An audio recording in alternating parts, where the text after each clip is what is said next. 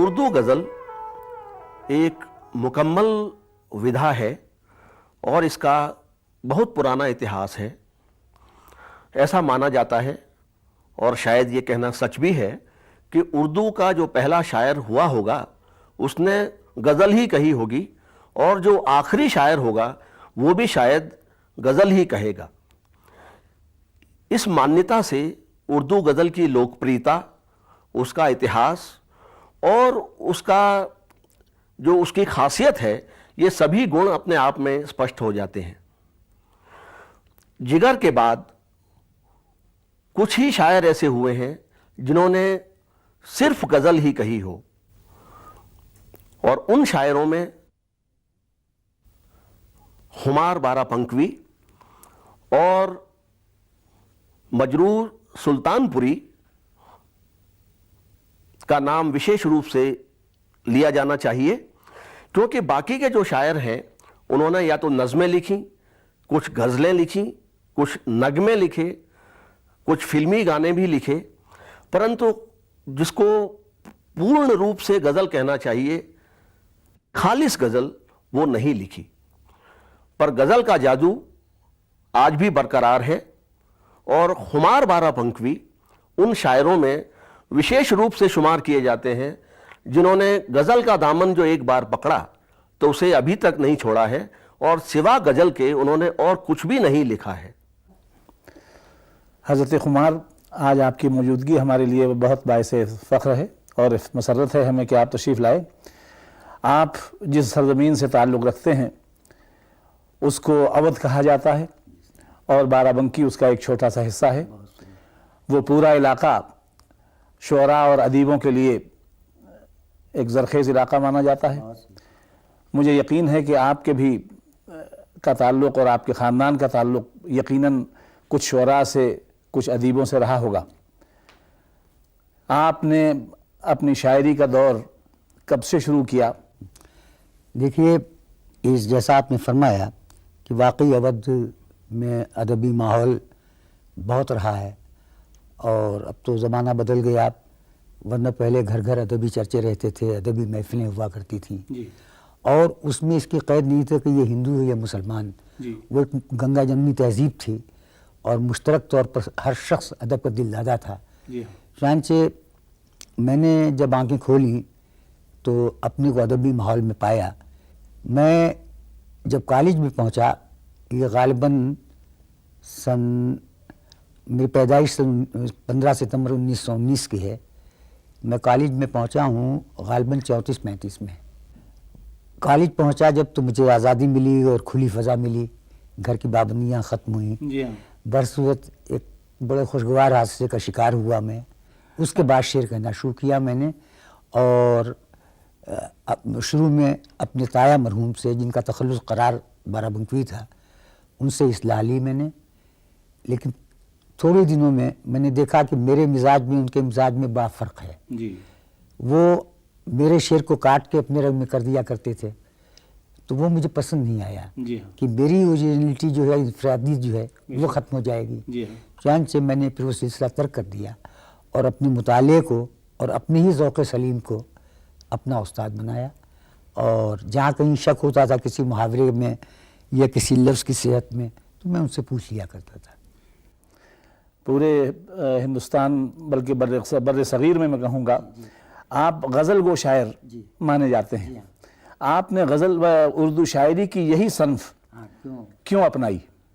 देखिए, जो हादसा मुझ पर गुज़रा, मेरे ख्याल से वो बड़ा खुशगवार हादसा था साहब, यकीनी तौर पर। तो उसने जब मुझे ज़ाहिर है कि ज़रूरत पड़ी कि अपने जज्बात का इजहार करूं, तो जुमला असनाफ़ सुगन का जब तज्ज़िया किया मैंने, एनालाइज़ किया, तो उसमें क्लासिकल गज़ल को कोई को सबसे ज़्यादा मौजू पाया कि मैं अपने जज्बात और महसूसात की तर्जुमानी क्लासिकल गज़ल में पूरे तौर पर कर सकूँगा। चुनांचे उस वक्त से लेके अब 76 साल की उम्र है, आज तक उसी गज़ल की खिदमत करता रहा हूँ। लोगों ने बहुत सराहा, न कि यहाँ बल्कि यूरोप, अमेरिका, कनाडा, अरब कंट्रीज़, सब जगह पर। और आज तक उसके गज़ल के ख़िलाफ़ बहुत आवाज़ें बुलंद की गई, बड़ी तहरीकें चलीं। کہ غزل کی مخالفت کی گئی، لیکن غزل کا ایسا جادو ہے، اگر صحیح غزل ہے وہ، یہ شرط ہے کہ اس جادو کو کوئی مٹا نہیں سکا۔ آپ نے یہ ایک بات چھیڑی کہ غزل کی شکل میں ہو۔ ہاں جی ہاں میرے خیال سے آپ اس سے متفق ہوں گے جی کہ اردو میں بہت سے اصناف ہیں، جی ہاں، نظم ہے، ہاں، مسدس ہے، مثلث ہے، سب بہت سے ہیں، بہت سی چیزیں ہیں جی ہاں، لیکن غزل کی اپنی ایک انفرادیت الگ ہے۔ الگ ہے۔ کچھ دنوں سے ہاں جی ہاں غزل میں بھی اقتصادی، سیاسی بہت سے معاملات آتے ہیں اور لوگ ردیف و قافیوں کو ترتیب دے کر اس کو غزل میں لے آتے ہیں۔ میں سمجھتا ہوں غزل کی نہیں صاحب، یہ فطرت نہیں ہے۔ نہیں، وہ غزل اسے کبھی قبول ہی نہیں کر سکتی۔ جی۔ غزل میں سب کچھ کہا جا سکتا ہے محترم، لیکن اس شان سے کہا جائے، اس سلیقے سے کہا جائے کہ غزل کی روح اور غزل کا مزاج مجروح نہ ہو، بے شک بے شک، ورنہ سب کچھ کہا جا سکتا جی ہے۔ ہاں۔ اب آج کل جو ہے زمانہ بدل چکا ہے، لوگوں کو ظاہر ہے کہ نہ تربیت ان کی ہوئی ہے ادبی، جی۔ نہ کچھ، تو اس بنا پر وہ سب کچھ کہتے ہیں، اور اس میں زیادہ تر ایسا کہا جا رہا ہے کہ جو مشاعروں میں جن کی بہتات ہے آج کل، جی ہاں، جو اس میں ان کو واہ واہ ان کی ہو جائے، جوہلا جی ہاں۔ واہ واہ کر دیں، تو وہ غزل نہیں ہے صاحب۔ کیونکہ غزل کا تو ایک سطح ہے، ارے غزل جس سے تو نیچے آپ آ نہیں سکتے۔ نہیں صاحب، غزل کرنا بےحد آسان ہے کہ جو دو مصرے موزوں کر لے وہ غزل کو ہو گیا، لیکن اس کے جو مطالبات ہیں ان کا پورا کرنا ایک چاول کے دانے پر قل اللہ لکھنے کے برابر ہے۔ جی ہاں، خمان صاحب، اپنے زمانے کے جو آپ سے زیادہ سینئر شعراء تھے، ان میں کس غزل گو شاعر سے آپ بہت متاثر ہوئے؟ دیکھیے، میرے زمانے میں حسرت مرحوم تھے، فانی مرحوم تھے، اصغر مرحوم تھے، جگر مرحوم تھے۔ میں سب سے زیادہ جگر صاحب سے متاثر ہوا۔ جی ہاں، یہی میرا اندازہ تھا۔ اس کی وجہ کیا ہے کہ میرے تایا مرحوم جو تھے وہ خود بھی ایک رند مشرب انسان تھے، جی۔ تو جگر صاحب جب بارہ بنکی آتے تھے تو کئی دن تک ٹھہرتے تھے میرے ہاں۔ اب وہ سرمستی کا زمانہ تھا ان کی، جی۔ بس وہ مستی میں اپنے شعر پڑھا کرتے تھے، تنہائی میں بھی۔ جی۔ میں ان کے سامنے ظاہر ہے زبان کیا کھولتا، لیکن بیٹھ کے سنا کرتا تھا ان کو اور متاثر ہوا کرتا تھا، اور یہی تمنا کرتا تھا کہ کاش کہ ایک شعر ایسا میں بھی کہہ سکوں۔ بے شک۔ چنانچہ جب میں میدان میں آیا اور پہلی بار جگر صاحب نے سنا تو بڑی ہمت افزائی کی میری، جی ہاں، بے حد ہمت افزائی کی، اور پھر تمام اساتذہ نے، یہ کچھ میرے خوش نصیبی تھی، حالانکہ آج تک ایک شعر نہیں کہہ سکا میں، کہ سب نے مجھے سراہا اور نوازا۔ میری خوش قسمتی ہے کہ میرے پڑوس میں جگر صاحب جی مہینوں رہے۔ جی ان کے دو بڑے عزیز دوست تھے، دونوں کا نام اصغر رونوی، ہاں جی، اور مین پوری میں اصغر ایک وکیل صاحب تھے، مختار صاحب تھے۔ جی ہاں جی، تو مجھے ان کو سننے، ان کو دیکھنے، دن رات اٹھنے سب کا موقع ملا۔ صحیح۔ ایک آپ کی شاعری میں اور جگر کی شاعری میں ایک فرق یہ میں پاتا ہوں، جی، تغزل بھرپور ہے دونوں میں، ہاں جی ہاں، لیکن جو سادہ پن آپ کے اشعار میں ہے، جگر میں ذرا ادق الفاظ کا استعمال ہونا، فارسی کا استعمال اس کی ہونا۔ وجہ میں بتاؤں آپ سے کہ میں نے یہی سوچا کہ دیکھیے نظم کیوں معرض وجود میں آئی، کیونکہ نظم میں اثر زیادہ ہے۔ جی۔ مجھے بچپن میں، آپ کو بھی شاید یاد ہو، کہ پہاڑے تک کی نظم میں پڑھائے جاتے تھے کیونکہ وہ جلدی یاد ہو جاتے تھے، سمجھے آپ؟ تو اس طرح سے میں نے جب شعر کہنا شروع کیا اور رفتہ رفتہ جب مشق بڑھی اور شعور بیدار ہوتا گیا، تو میں نے یہی سوچا کہ شعر میں اگر ادق الفاظ استعمال کیے گئے تو پھر شعر نہیں رہے گا، وہ کچھ اور ہی بن جائے گا کہ جس کو سمجھنے کے لیے لغت دیکھنا پڑے۔ لہٰذا میں نے کوشش یہی کی ہمیشہ کہ سادہ زبان اختیار کروں اور سادگی سے اپنا معافِ ضمیر بیان کروں، لیکن وہ سادگی، ایک تو سادگی یہ بھی ہے کہ رب کا شکر ادا کر بھائی جس نے پیاری گائے بنائی، مگر یہ نہیں ہے کچھ، سادگی کے ساتھ ساتھ گہرائی بھی ہونا چاہیے، تغزل ہو، تغزل اور گہرائی، جی ہاں، یہ تہذاری جسے کہیے، تب تو وہ شعر ہوگا، ورنہ پھر شعر۔ وہ خفا ہیں تو کوئی بات نہیں، وہ خفا ہیں، وہ خفا ہیں تو کوئی بات نہیں، عشق محتاج التفات نہیں، عشق محتاج التفات نہیں، وہ خفائے دل بھرائے تو مسکرا دینا،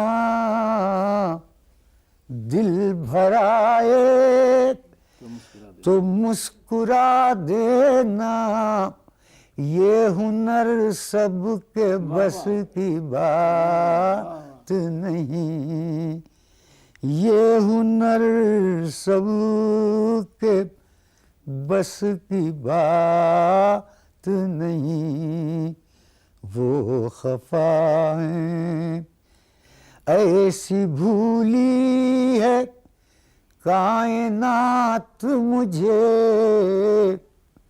ایسی بھولی ہے کائنات مجھے، جیسے میں جزو کائنات نہیں، جیسے میں جزو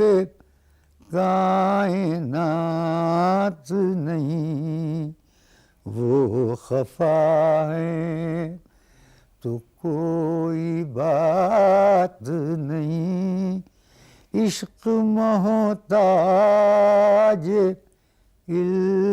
التفات نہیں، رات دن رٹ نجات کی وائل، رات دن رٹ نجات کی وائل، جا مجھے خواہش نجات نہیں، جا مجھے خواہش نجات نہیں، حال اپنا سناؤں کیا تم کو، حال اپنا سناؤں کیا تم کو، قابل ذکر کوئی بات نہیں، قابل ذکر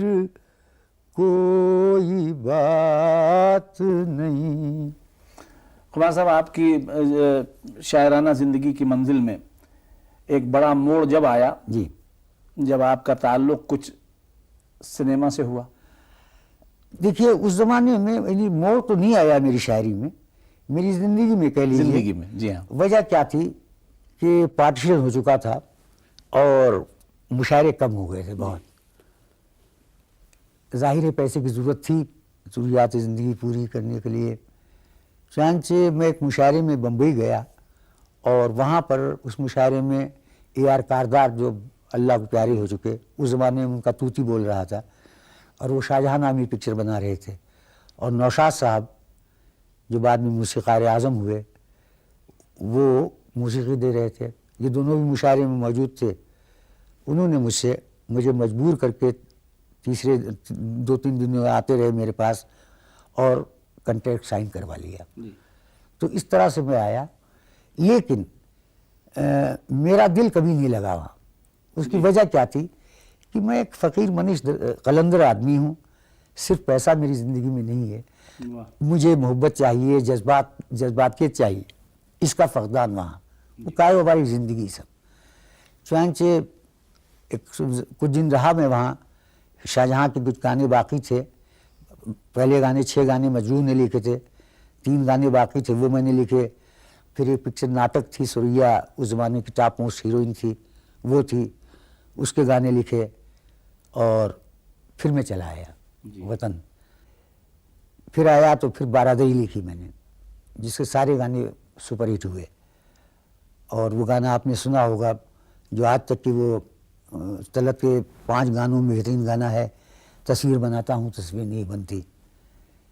اسی طرح سے مہندی کا گانا لتا نے گایا تھا، کیا اپنے کیے پہ کوئی پشیمان ہو گیا، لو آج میری موت کا سامان ہو گیا، یہ سب لکھے، چلا آیا پھر۔ مجھے یاد ہے ایک مشاعرے میں آپ نے غزل پڑھی تھی جس کا ایک شعر تھا کہ ہم ہی کر لیں جو روشنی گھر میں، ہاں ہاں، پھر اندھیرے کہاں قیام کریں. یہ وہ ہے کہ جس پہ ایک لمبی نظم اگر لکھی جائے تو شاید 10 پیج کی لکھی جا سکتی بہت ہے. صحیح.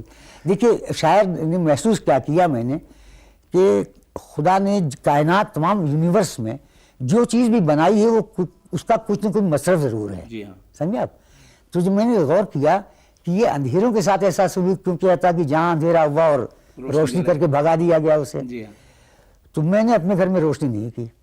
لوگ آئے کہ صاحب یہ نہیں کہ تم بیوقوف ہو گئے ہو تو اپنے گھر میں روشنی کیوں نہیں کر رہا ہوں. جب میں نے جواب دیا ہے جی ہاں. ہم بھی کر لیں جو روشنی گھر میں، ہم بھی کر لیں جو روشنی گھر میں، پھر اندھیرے کہاں قیام کریں. بڑی مسرت ہوئی آپ تشریف لائے اور آپ نے اتنا قیمتی وقت دیا. خدا کرے آپ کرکٹ کی زبان میں سینچری لگائیں. اب نہیں صاحب، اب بس چل چلاؤ ہے، دعا کیجئے